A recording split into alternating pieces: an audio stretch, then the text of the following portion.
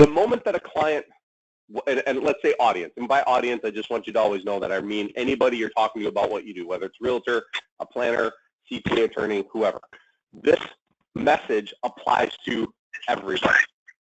We are all relationship-oriented creatures. We all want to be made to feel that we're important. Agreed?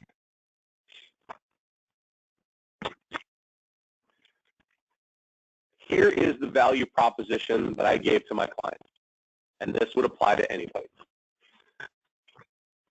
Chad, thanks for calling. I'm honored that that Ryan Rarick put you in touch with me. I think the world of Ryan. Actually, I just talked to him today, and he couldn't be happier that you and I had started a relationship.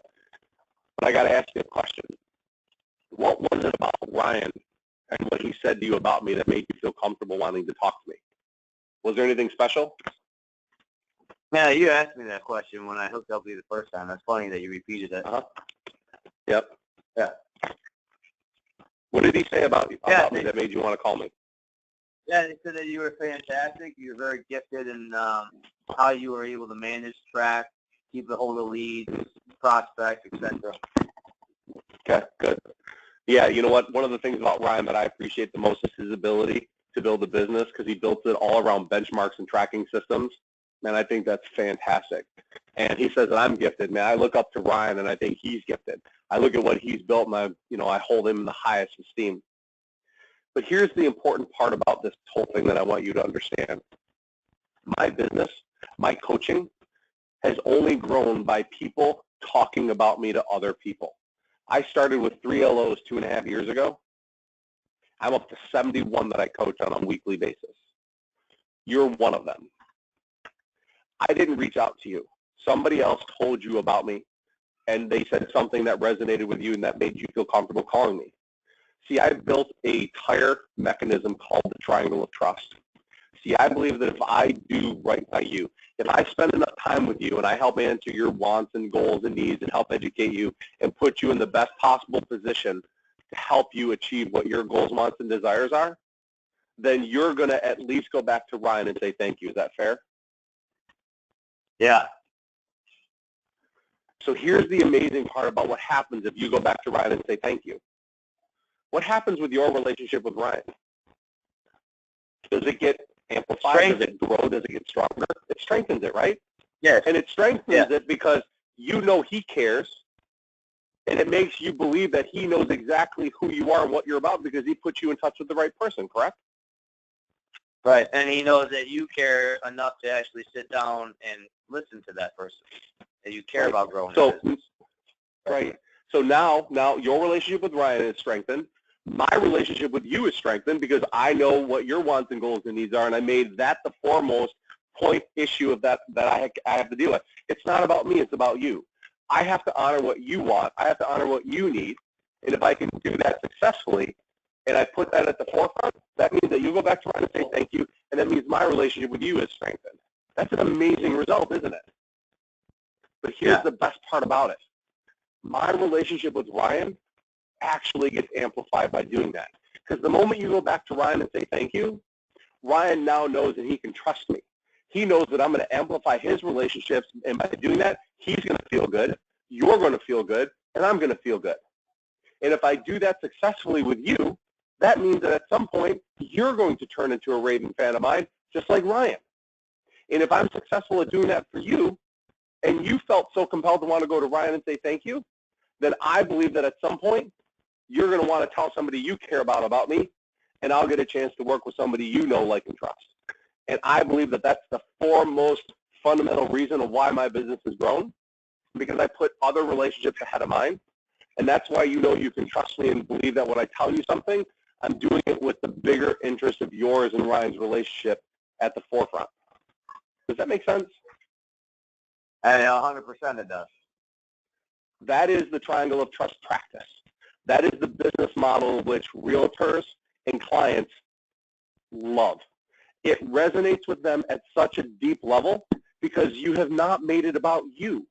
You've now positioned yourself to be an amplifier of relationships, of which, at the end of the day, it doesn't matter if you get a deal from them or not. It doesn't matter to me, Chad, if you and I ever work together, if you and I ever coach together, maybe after the first call, you said, you know what, I don't think this is for me. But what you do, though, is because it doesn't work for you, it doesn't mean you don't value what I had to say, and it doesn't mean that you don't go back to Ryan and say thank you. So at the very least, I have continued to amplify my relationship with the referral source. That's why I've said I was never going to be the only loan officer for every client. I just believed that I was the best consultant for every client to talk to help them figure out what their options were, because I only cared about the referral source, hence the triangle of trust.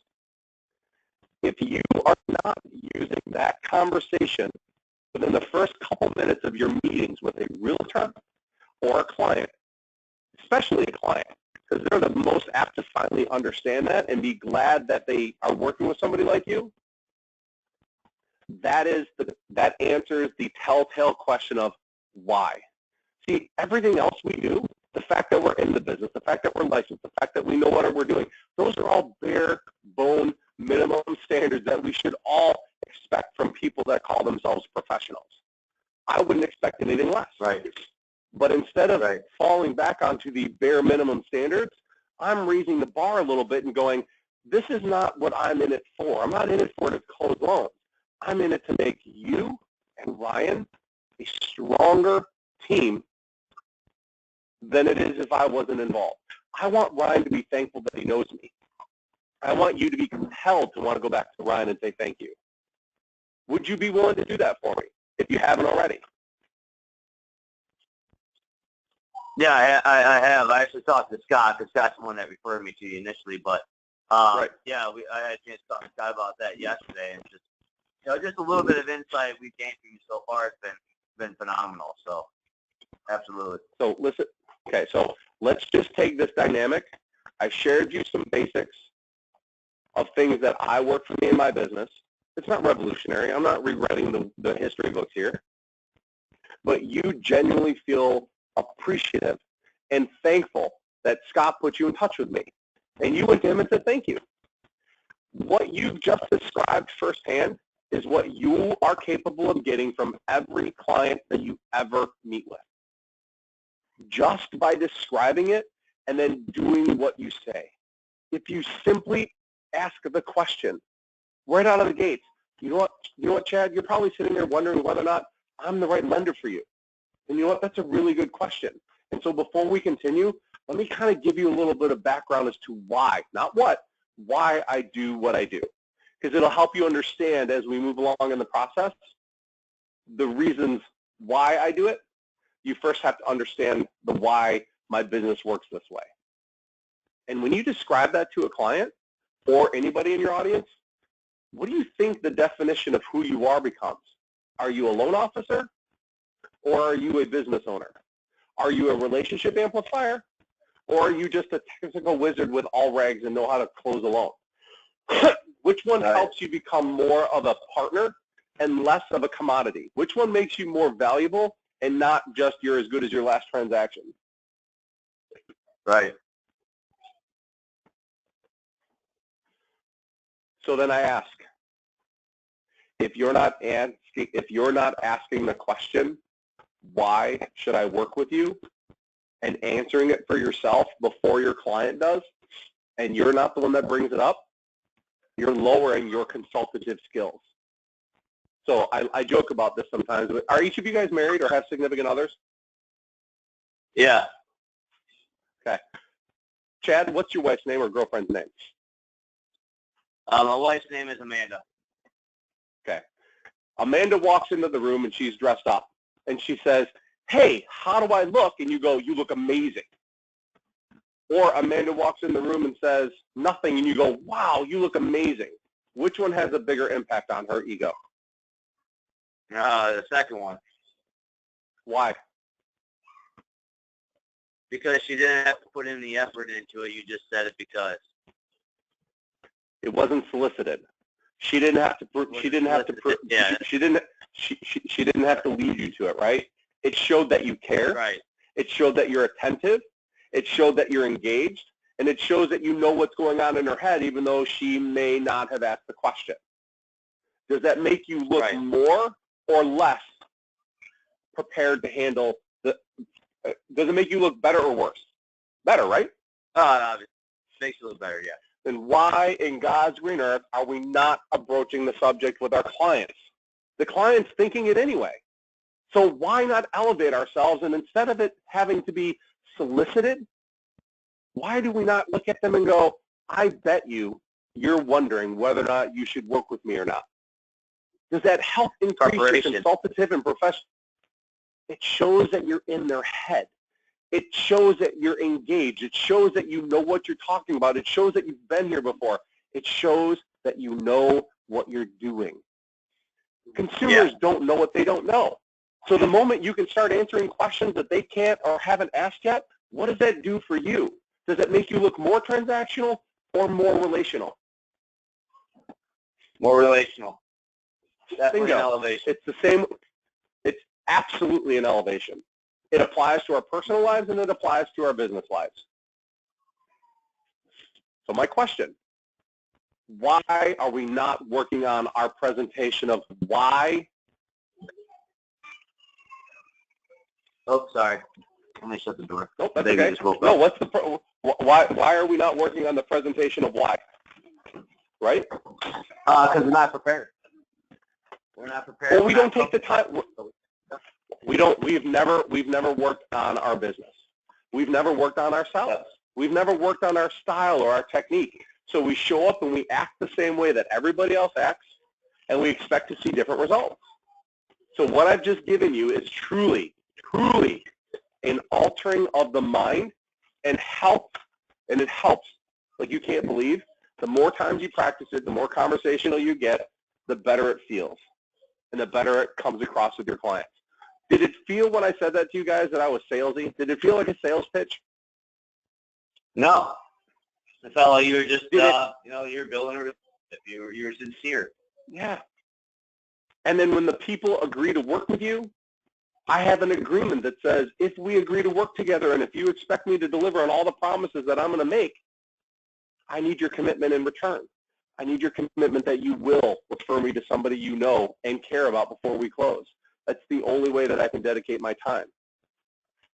God, if that is not the first thing out of your mouth when you meet with a client, you're missing out on a chance to amplify your business without spending a dime and without changing the things that you currently do. You don't have to do anything more besides capitalize on those moments, and we'll work on those. But right now, I want you guys to get used to having those conversations.